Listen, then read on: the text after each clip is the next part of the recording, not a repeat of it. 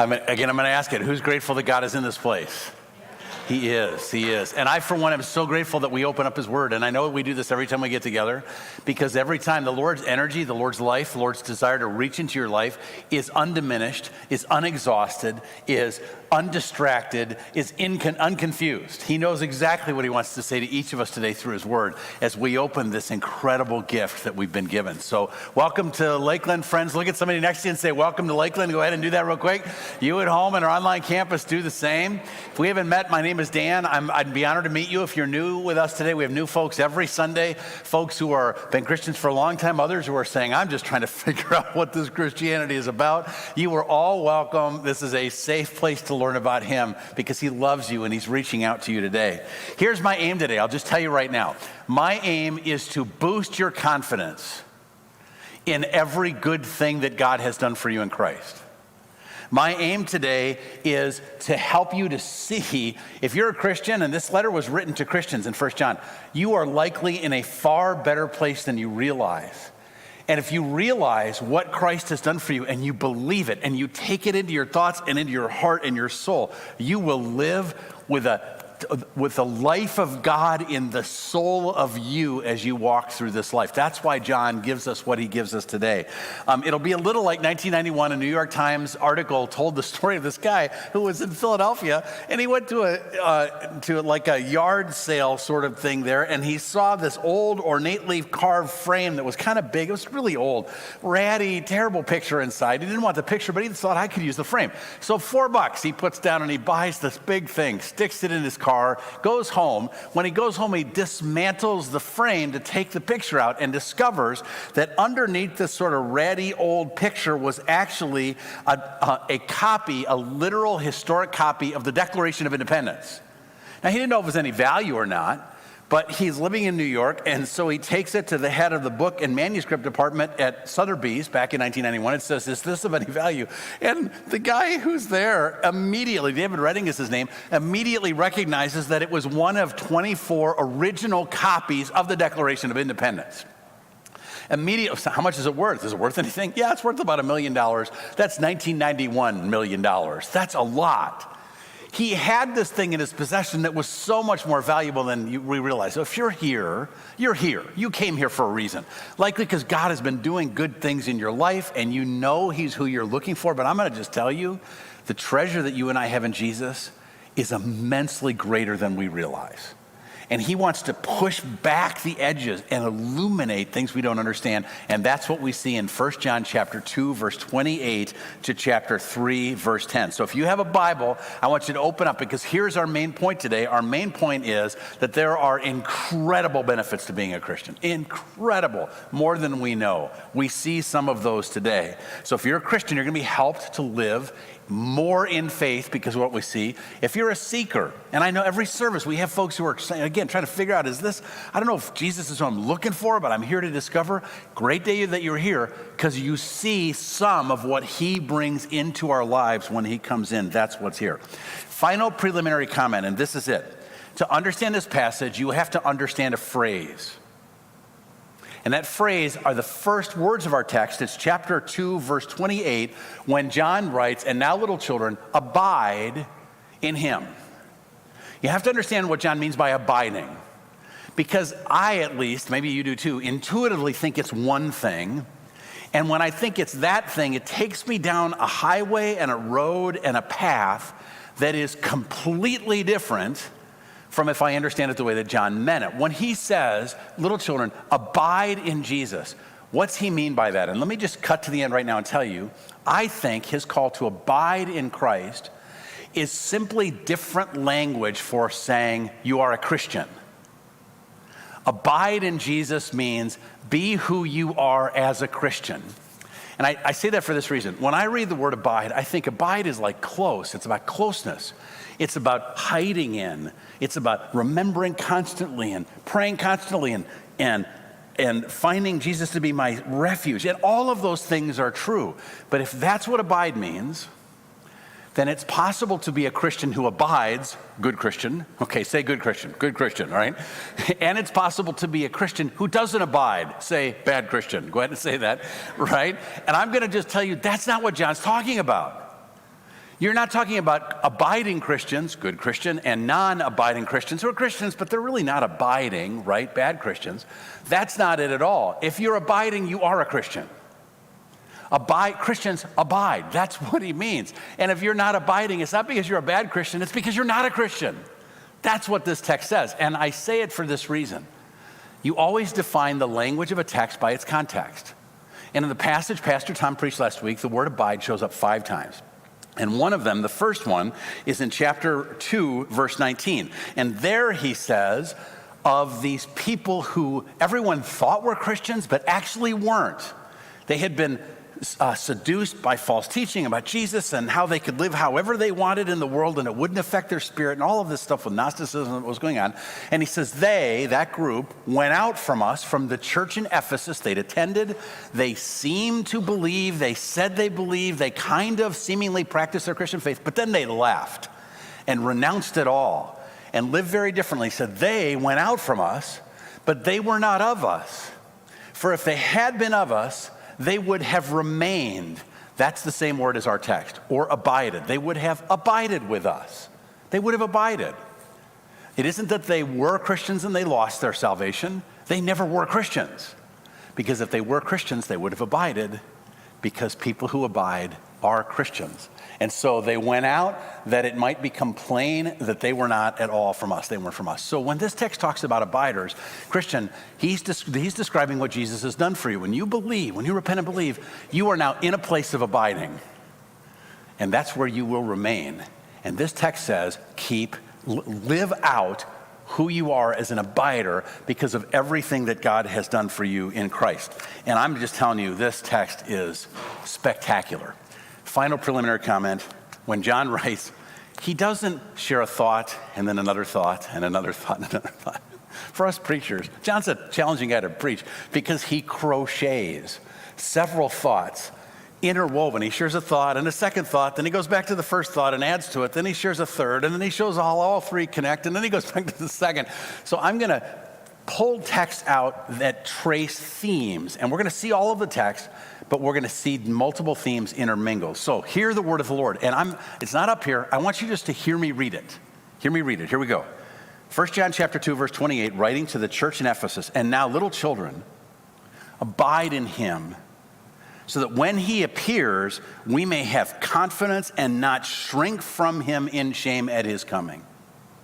If you know that he is righteous, you may be sure that everyone who practices righteousness has been born of him. See what kind of love our Father has given to us, that we should be called children of God. And that's what we are. The reason why the world doesn't know us is that the world didn't know him. Beloved, we are God's children now, and what we will be has not yet appeared. But we know that when he appears, we shall be like him, because we shall see him as he is. And everyone who thus hopes in him purifies himself just as he is pure. Everyone who makes a practice of sinning also practices lawlessness, because sin is lawlessness. You know that he appeared in order to take away sins, and in him there is no sin. No one who abides in him keeps on sinning, and no one who keeps on sinning has either seen him or known him. Little children, let no one deceive you. Whoever practices righteousness is righteous, as he is righteous. Whoever makes a practice of sinning is of the devil, for the devil has been sinning from the beginning. The reason the Son of God appeared was to destroy the works of the devil. No one born of God makes a practice of sinning, for God's seed abides, remains in him, and he cannot keep on sinning because he's been born of God. By this it is evident who are the children of God and who are the children of the devil. Whoever does not practice righteousness is not from God, nor is the one who does not love his brother. I probably read this passage 75 times for today, and the more you soak in it, the more you see all John's saying, but they collect around these themes. And the main thing he's saying is simply this: there are more benefits to being a Christian than we have any idea. This is what he has done for you in Christ. Let me unpack some of those benefits. The first one is about our future. Because we abide in him, because we are believers, our future is changed. And that future is that Christians will welcome Jesus when he returns. We'll welcome him when he returns. And I don't know, you may take that for granted that that's the case, but that's really a remarkable thing. Back up in chapter 2, verse 28, and now little children, abide in him. Why? So that when he appears, we may have confidence and not shrink back in shame from his coming. At one point in the future, there will be a moment when the last sin has been committed and Jesus says, that's it. The full number has come in. That's it. And he appears. He appears. He returns. Verse 8 of chapter 3, he's already appeared once. He's come once. On the first Christmas, of course, God stepped into humanity in humility. But who knows that the second time Jesus comes, it'll be different. Do you agree with me? Will it be different when Jesus comes back? Yes? Yeah, I should say so. Because when he returns, his glory will not be concealed. When he returns, he doesn't set aside his glory and step in humility into humanity so no one even realizes who he is. Heaven steps into this place in all of its glory. In all of its glory. Every eye will see him when he returns, which is astonishing since the earth is round. And you know what that tells us? Is the earth isn't enough to keep you from seeing if he returns from that side of the planet. He returns in glory. And when Matthew says this happens and this will happen, he will finally, at that moment, answer the prayer we have been offering for centuries. Our Father in heaven, hallowed be your name. In this place, may your name be hallowed. Meaning, may your kingdom come. Meaning, may your will be done on earth as it is in heaven. Jesus will return and the will of God will be done in this place. He will make all things new. And Matthew is clear to unpack. This return will not be welcomed by most. It's a terrible, terrifying, horrifying moment in history. That at the return of Jesus, those who aren't his will not be happy. They will, like darkness flees from light, will flee, will run, will hide. Kings will flee. Kings who have all the resources in the world, who have every benefit of the world at their disposal. Nothing can keep them from the glory of Christ. And when he returns, this text says, in shame, because of the shame in them and because of the glory of him, they will flee.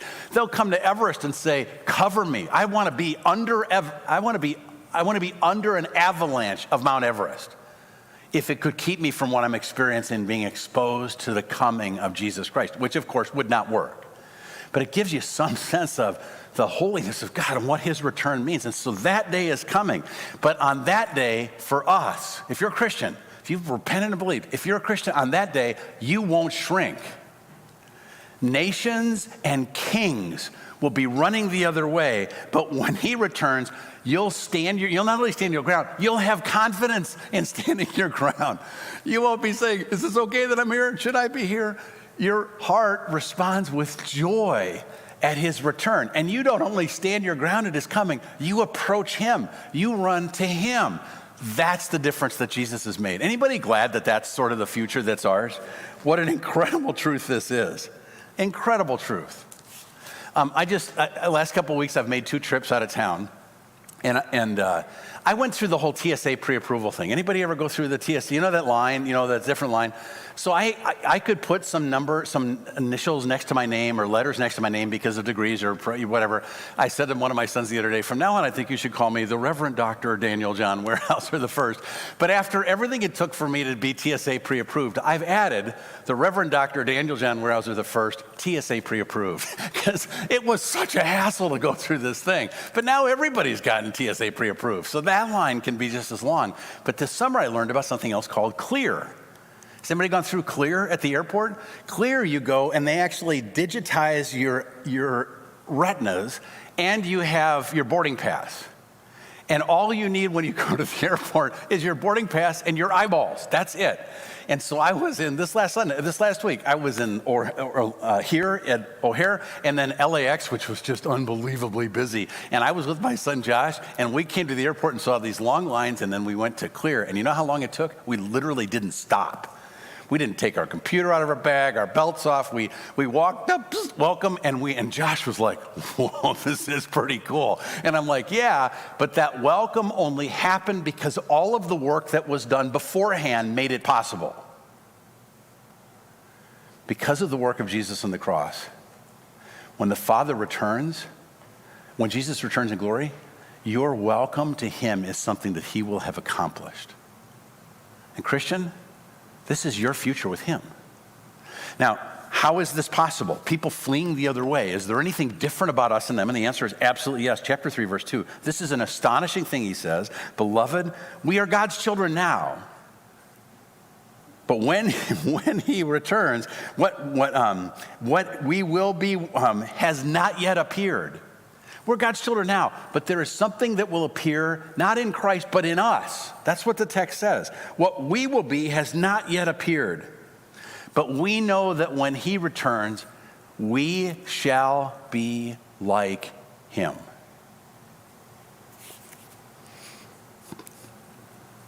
I don't even know what that means. I promise you, when he returns, you won't be looking at you. You'll be looking at him, right? This is the return of Jesus. But if someone hit pause on the return of Christ and said, can we just take a minute? Look at yourself. And you look at yourself, bodily, you would be like him. The people around you would be like him. When John was in Revelation and an angel flew to him and spoke about Jesus, the Lion of Judah, who was the Lamb who was slain, John worshiped the angel. And the angel said, don't do that. I'm just an angel. But he radiated the wonder and the glory of God. C.S. Lewis at one point said, if you could see yourself in glory, you would absolutely be tempted to worship yourself because you radiate him. I don't know, anybody looking forward to that moment?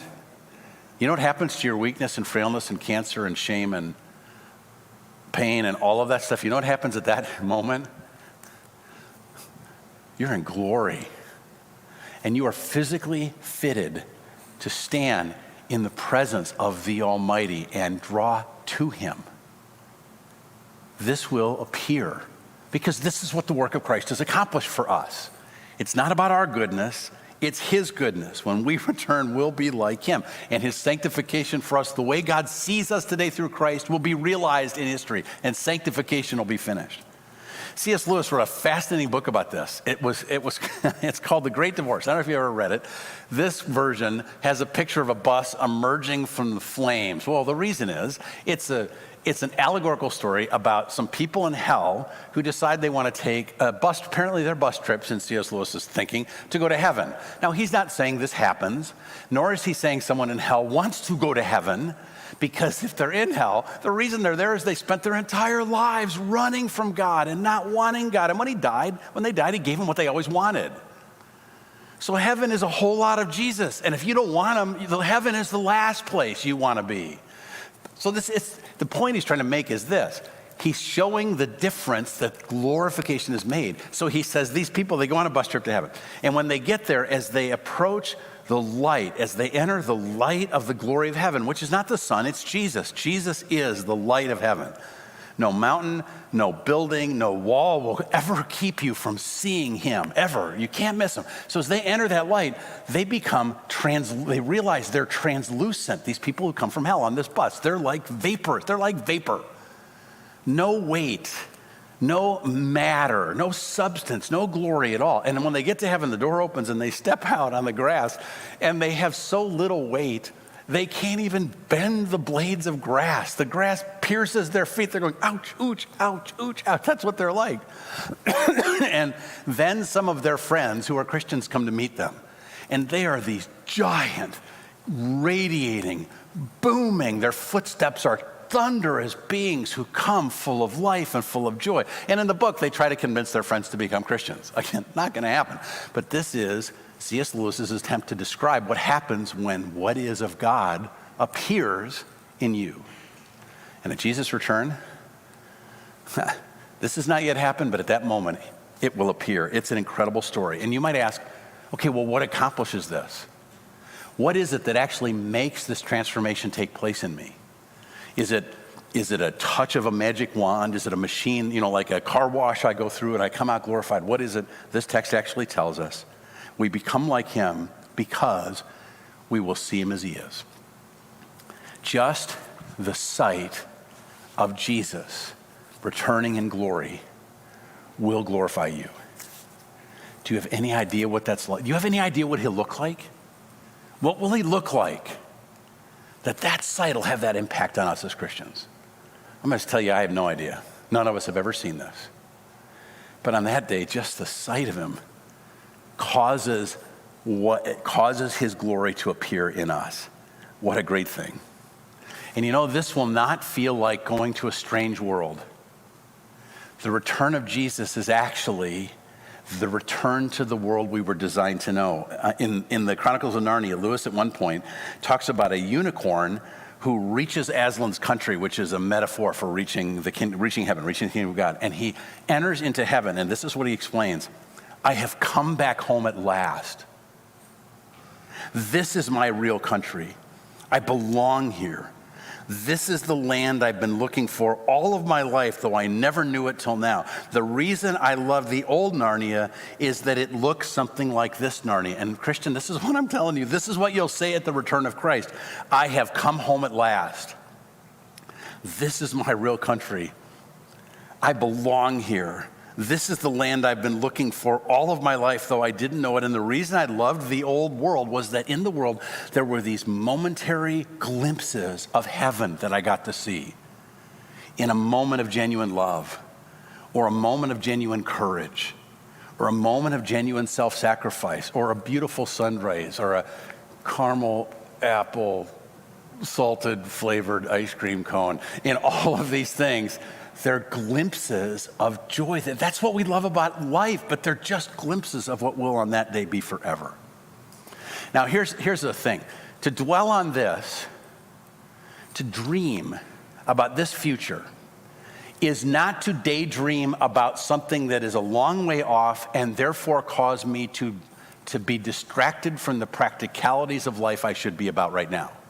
You might think that. If I'm dreaming about heaven all the time, I'm really no use here, and there's practical stuff I have to pay attention to here. But the truth is, there is nothing more practical that you and I can do today, especially on days of sorrow or when everything just breaks apart in our world or I lose somebody I care about. There's nothing, or even on days when all is going well and I'm having success, there's nothing more practical I can do today than to dwell on this future. And the text says that, chapter 3, verse 3. Everyone who thus hopes in him purifies himself as he is pure. There's something purifying about how I live my life here when my hope is filled with the promise of what it is that's coming for me in the days ahead. Brian Chappell has been the president of Covenant Seminary in St. Louis and Chesterfield, right near where I grew up, and did his area of expertise is preaching, so he's written books on preaching and so forth. I've read several of them. But he tells the story as a seminary professor at Covenant of an African student, I think he was a Nigerian student, who came to school there. And a few months into his being in America, he had a chance to ask him, so how are things going? And it's so fascinating what this brother of ours who had come from Nigeria said. He said, I have been in the U.S. now for several months, and I am impressed.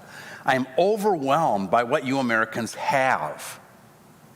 I've seen your fine homes and your nice cars and the clothes you wear, and I am impressed with all you have. I've also heard many sermons, but I haven't heard one about heaven. And then he goes on to make this statement, you have so much, you don't seem to need it. You see, in my country, my people have very little, so we preach about heaven all of the time. And I think, friends, as we're satisfied, if we have the ability to purchase and engage and enjoy more of the world in which we're living, it's so possible that, in fact, heaven's not on our mind a whole lot because it isn't really all that bad here. And I'm going to just tell you, my delight in the kingdom, your delight in the King is diminished to the degree heaven is not something that's on your heart. So I take all of this time to say, what is a benefit of being a Christian? This future that when he returns, we welcome him. This is what Jesus has done. And this welcoming him in the future, chapter 3, verse 3, changes the way that I live now. There's nothing that will make me live more today like I will live that day than dwelling on that day. And so the second thing John speaks about is our present, that Christians who have this hope practice obedience, practice righteousness. We live more like Jesus. So chapter 2, verse 29, if you know that he is righteous, you may be sure that everyone who practiced righteousness has been born of him. Those who are born of him practice righteousness. It's simply what we do. If you're a Christian, meaning if you abide in him, you live differently, you practice righteousness. Now, what is righteousness? It's a very spiritual term. We know it as Christians quite a bit. I keep thinking of Jim Carrey when he would be sarcastic in Oh God, saying, I'm going to practice, walk the paths of righteousness in a sarcastic sort of way. But can I tell you, all it means is that I live rightly, meaning I live in keeping with the character of my Lord Jesus Christ. It means aklutheo, I follow him. I walk in the manner Jesus walks. So what are the things Jesus loved? I practice righteousness when I love what he loves. I practice righteousness when I say the kinds of things Jesus says, and I respond to people in the way that he responds. Now, here's the good news. The good news is that all of us have been made in God's image. Every human being, Christian, non-Christian, all of us. And on good days, some of those virtues of what he's like actually show up in our lives, right? And so all people, but especially Christians, sort of have a proclivity towards certain virtues. So people can be kind. Have you ever met a person who's kind? Raise your hand. Have you ever met a kind person? Okay, have you ever met someone who's not a Christian who's kind? Yeah, absolutely. Have you ever met a generous person? Yeah, sure. Have you ever met a sacrificial person or a courageous person, which is a virtue, or an honorable person? Absolutely, that's the case. But here's the thing. We all sort of, when we hear, I'm gonna obey God, we tend to think of those things those virtues that already come a little more naturally to us and lean into those as the things we'll practice to practice righteousness. But you'll notice our strengths tend to have a corresponding weakness. So for us, those who are really kind tend not to be as strong, right? But strength is a virtue. Those who are really strong tend not to be as compassionate because they're strong. But in Jesus, all of these things were united. Jesus Christ is fiercely responsive to evil. And he is at the same time so gentle that a bruised reed and a smoldering wick will not go out. He holds those two things together. He is the ruler and leader of the universe who puts on the garments of a servant and humbles himself to be the lowest among those he leads. Jesus has them all together. And so I want to encourage you when I say, as you follow the Lord, practice righteousness, practice what you're not good at. Can you just think of a strength right now that you have? A strength that's something that comes wisdom, again, courage, kindness, sacrifice, honor. What are those things that are true of you? What might the opposite be that you're not very good at, but that Jesus was really good at? And I want to encourage you to practice that. So if you are really kind, I want to encourage you to practice fearlessness in Jesus' name. That is also courageous. If you really are strong, it's just kind of what you bring. You just bring a strength to circumstances. I want to encourage you to also thrive in compassion and in gentleness. Do you understand what I'm saying? I want to encourage us, if you succeed to thrive in humility, what's an area of practicing righteousness that's not your strength, but is in Jesus? Because friends, in that day, that's what you'll be like when his image fully appears in you. And the more I dwell on that, the more I live that way today. This is the calling of this text that we practice righteousness. Now again, clarify, practicing righteousness doesn't mean achieving righteousness. Right? None of us do this perfectly. It's not that I get it perfect, it's that I get it at all. If there's worship in me of him at all, if there's obedience at all, it is a sign that his spirit is in me and I am his. It's not how much do I abide to know that I'm okay. You abide if you're a Christian. And any obedience, any worship is evidence that you're his. And the more you believe it and take it in, the more you obey, because that's simply who you are. So, chapter 3, verse 6, the opposite is true. No one who abides in him keeps on sinning. Verse 9, no one who is born of God makes a practice of sinning. Reckless, thoughtless, changeless, perpetual practicing of sinning is an indication I'm probably not born again. Because if you're a follower of Jesus, he's changed you. And following in obedience is the most obvious thing. I say this also because chapter 3, verse 9, notice, for God's seed abides in him and you cannot go on sinning. And this now takes us to a new thought. Not only do I have a different future because I'm going to welcome Jesus' return, And dwelling on that makes me live. I want to just be like him and like I'll be that day, live differently here. But all of this flows out of a change of who you are as a person. As a person. So my third point is this. John speaks about our identity. Christians have become children of God. It isn't because we obey that we're his children. It's because we're his children that we obey. It flows out of us. This is a transformation that's been happening because we are his children. This is quite a truth. Look at chapter 2, verse 28. John starts by saying this. In the beginning of our passage, he calls us children. That's who we are. He doesn't say act like children of God. He calls you a child of the Father. That's what he says. Can you just imagine for a second that your dad was, and mom were, I'll just say your dad, unspeakably wealthy, and you owned a really nice house. By nice house, I mean this kind of nice. I mean, Vanderbilt nice, okay, at the Biltmore. Or anyone know what that one is in the top right? What is that? That place is from where? Downton Abbey. How's Downton Abbey wealthy? How wealthy is that to be Downton Abbey wealthy? Or I don't know, Versailles. How wealthy now you're talking about national gross product of France, okay, Versailles, or Buckingham Palace.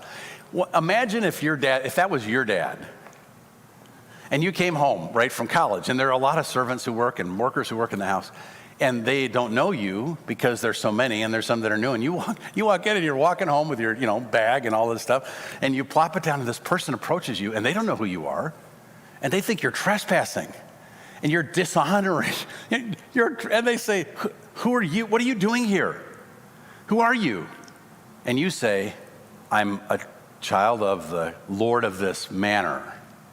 Can you imagine how that person would look at you differently when you're saying, yeah, the King Jesus, or King Edward, whatever, my dad.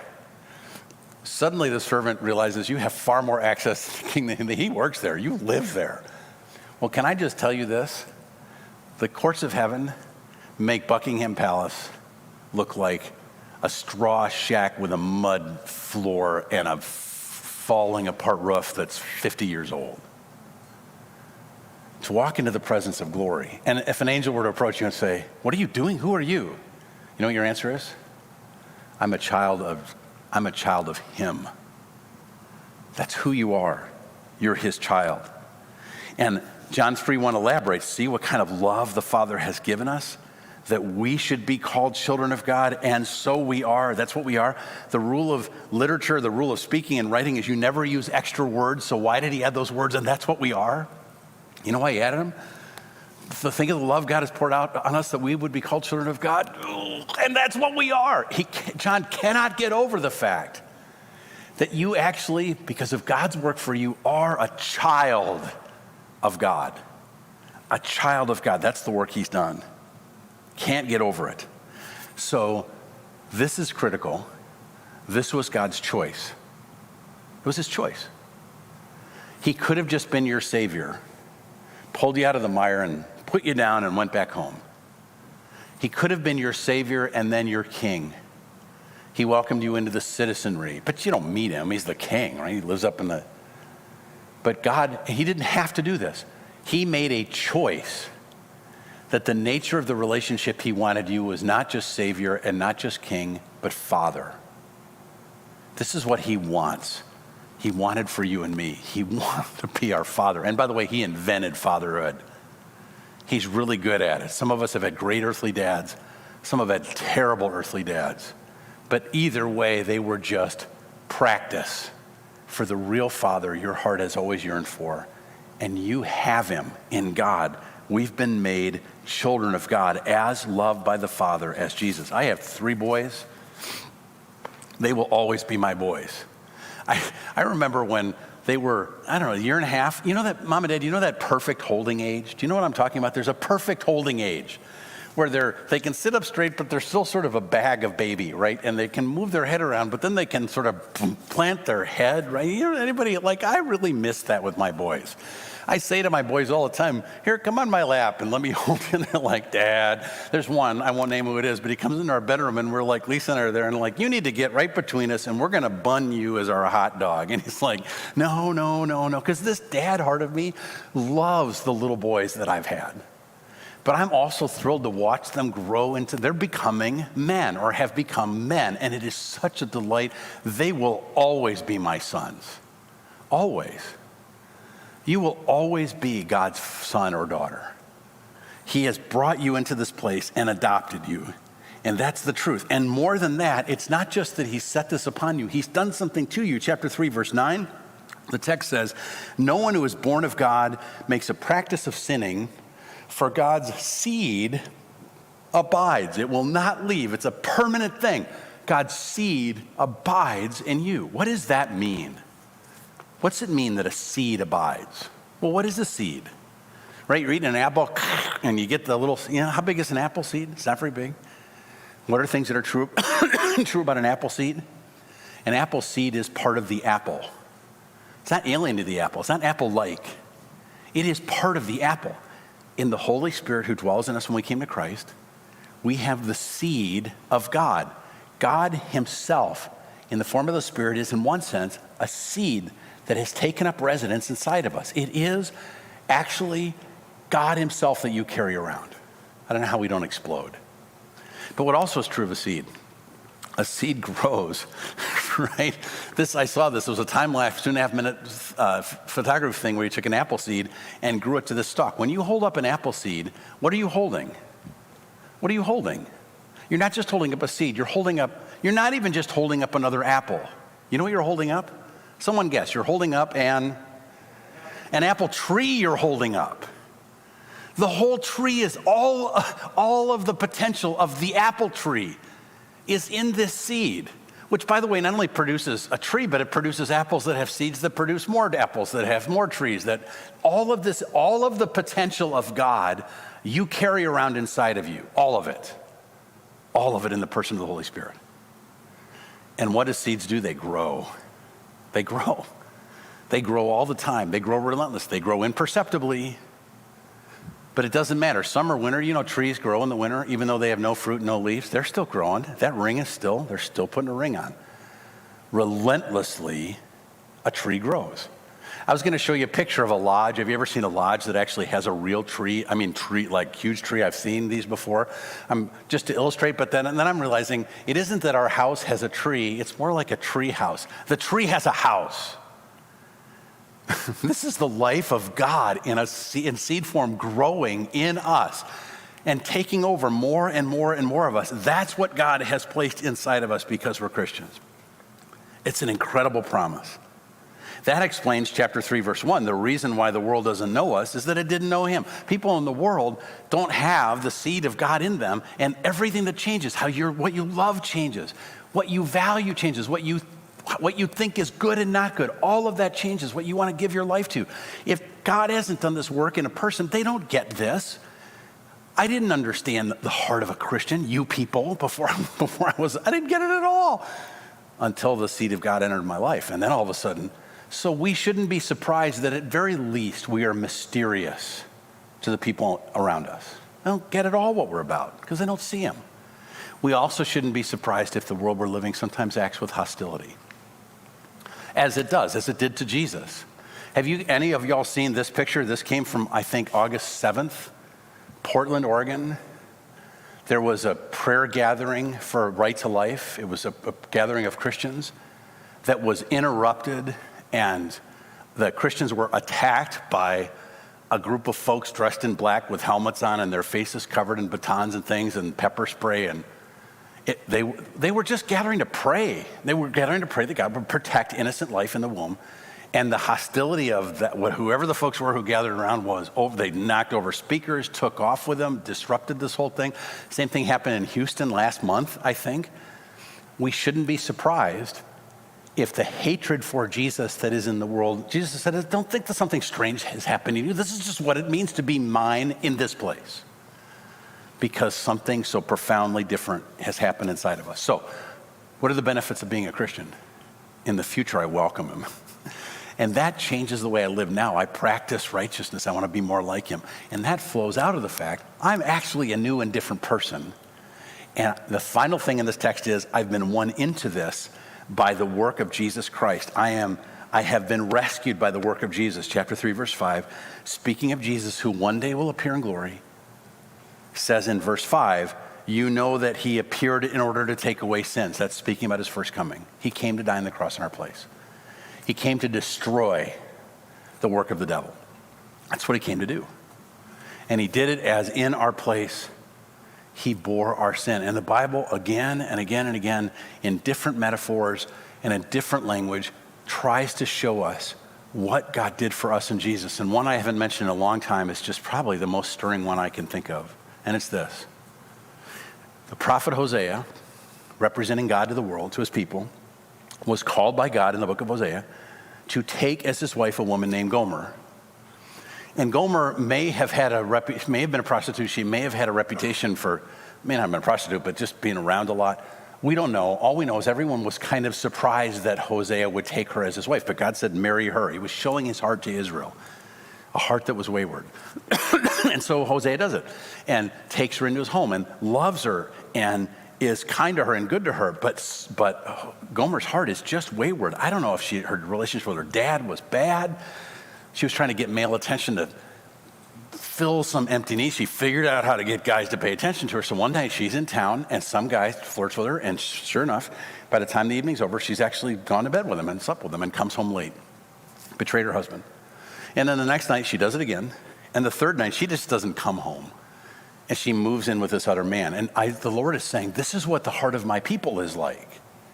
Moves in with another man. And that relationship, like many of those, doesn't last, doesn't go well.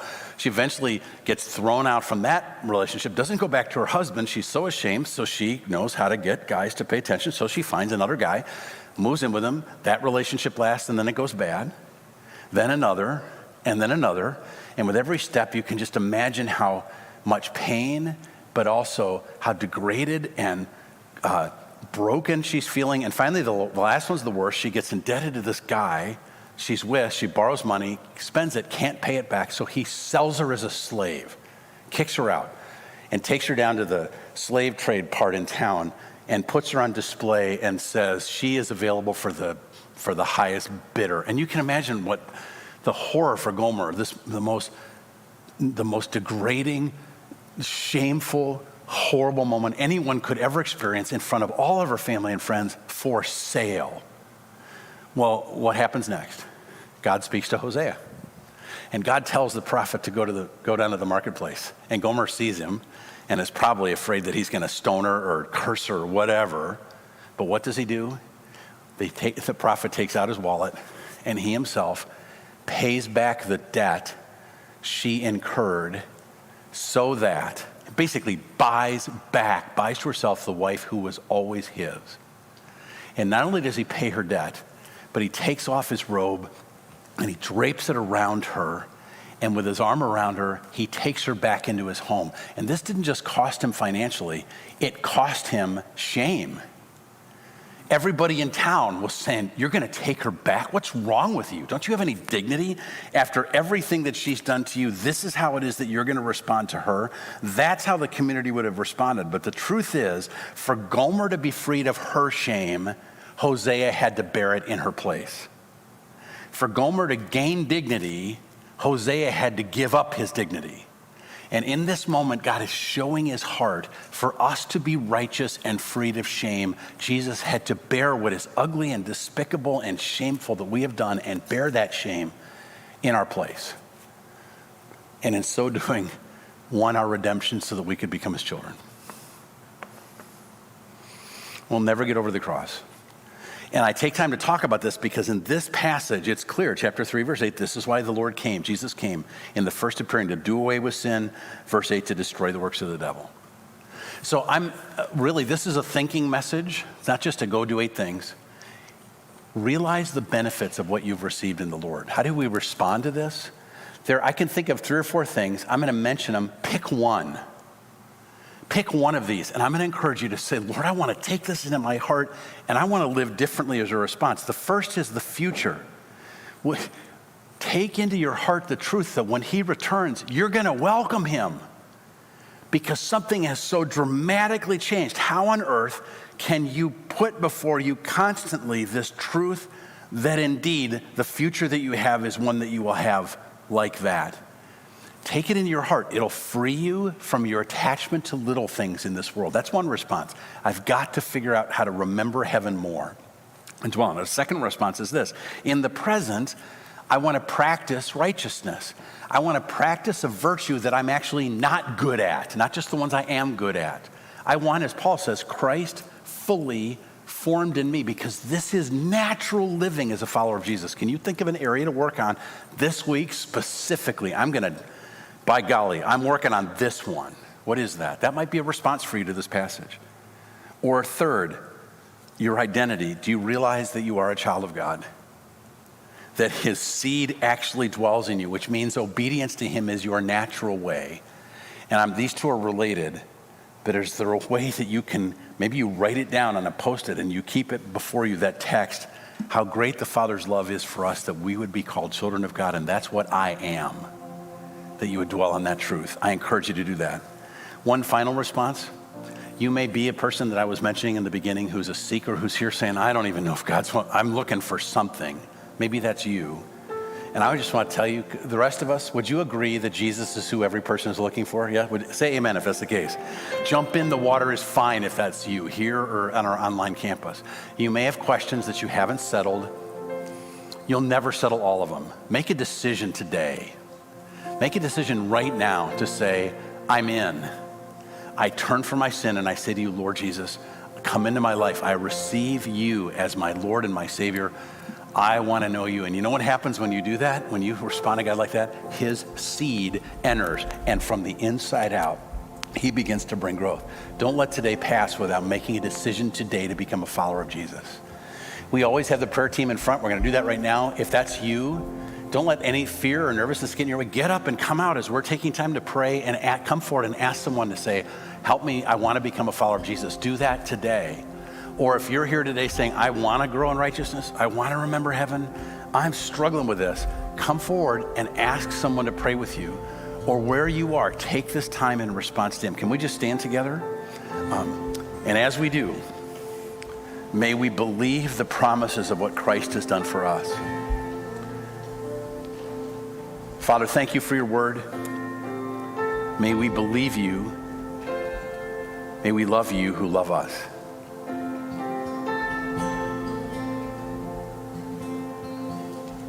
Take this time to respond to what it is you've heard from his word.